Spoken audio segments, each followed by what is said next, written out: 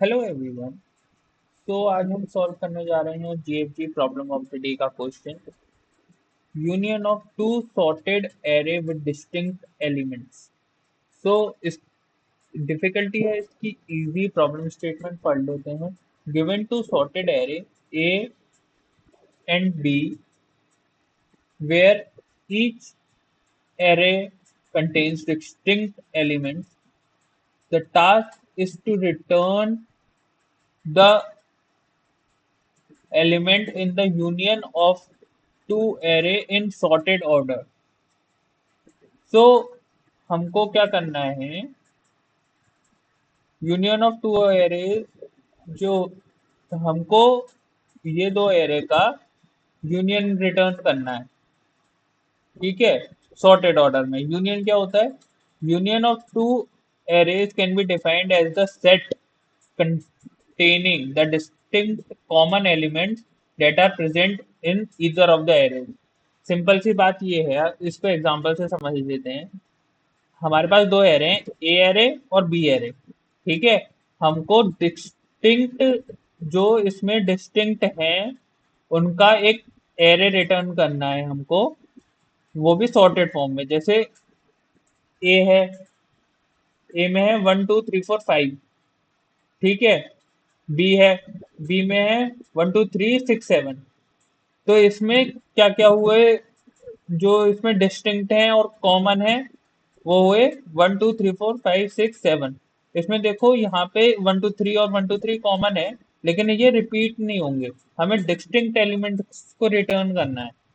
ठीक है, तो इसमें हमें एक चीज तो पता चल रही है कि यहाँ पे हमें एक वेक्टर को रिटर्न करना है, एरे को, जो कंटेन कर रहा हो distinct elements of array of both the arrays in sorted order में रिटर्न करना है। ठीक है, तो ये वाली जो प्रॉपर्टी होती है, वो होती है हमारे सेट डेटा स्ट्रक्चर की। अब इसको हम देख लेते हैं। सेट डेटा स्ट्रक्चर की क्या प्रॉपर्टी होती है? वो हमेशा डिस्टिंक्ट एलिमेंट को कंटेन करेगा, उसमें कोई भी एलिमेंट रिपीटेड नहीं होता है, और वो हमेशा सॉर्टेड रहता है सेट। तो हम एक सेट को डिफाइन कर देंगे इंटीजर टाइप के।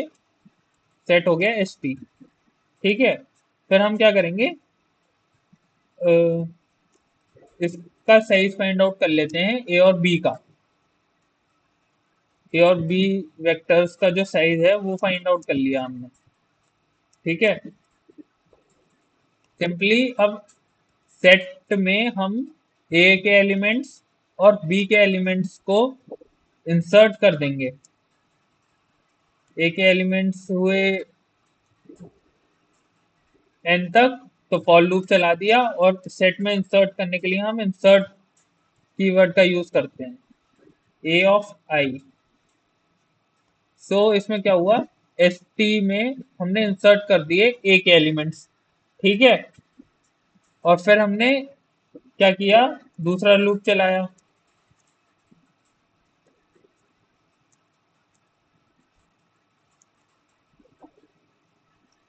और उसमें हमने फिर एस टी में जो हमारा सेट है उसमें इंसर्ट कर दिए बी के एलिमेंट्स। तो इसमें जो कोड रन होगा वो ऐसे होगा, यहाँ पे पहले तो सेट खाली होगा, जो भी होगा हमारा सेट खाली होगा। उसमें जब ए के एलिमेंट्स को एंटर किया जाएगा तो ए जाएगा, ये जाएगा, इंसर्ट होगा, ये इंसर्ट होगा, ये इंसर्ट होगा, ये इंसर्ट होगा, ये इंसर्ट होगा। ठीक है, ये पूरे इंसर्ट होके एक सेट में आ जाएगा। फिर हम बी के एलिमेंट्स को इंसर्ट करेंगे। तो देखा, जब बी के एलिमेंट को इंसर्ट करेंगे तो ये देखेगा सेट में कि भाई वन तो पहले से एग्जिस्ट है सेट में, तो वन नहीं आएगा, वन वैसे ही रहेगा, टू भी नहीं आएगा, थ्री भी नहीं आएगा। तो जब सिक्स आएगा कि ये पहले से सेट में नहीं है, तो ये इंसर्ट हो जाएगा। फिर सेवन नहीं है सेट में, फिर ये इंसर्ट हो जाएगा। सेट में हमेशा यूनिक एलिमेंट्स स्टोर होते हैं इन अ सॉर्टेड फैशन। तो ये सेट की प्रॉपर्टी होती है, हम इसको डायरेक्टली यूज कर रहे हैं इस वाले क्वेश्चन में। तो अब हमें रिटर्न करना है वेक्टर को। तो हमें क्या करना है, वेक्टर रिटर्न करना है, तो इस सेट का हम वेक्टर बना देंगे। तो हमने वेक्टर ले लिया एन एस, और सेट को वेक्टर में डायरेक्ट कन्वर्ट करने के लिए ये एक तरीका होता है, सिंटेक्स है, इसको यूज कर लेंगे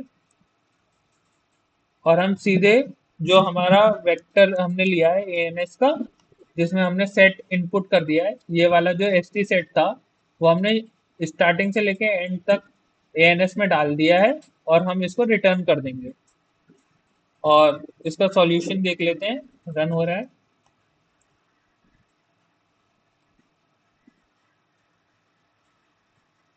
ओके, कुछ एरर आ रहा है।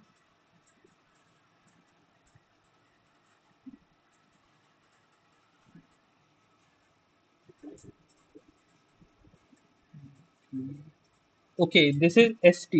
So yeah, that was the error.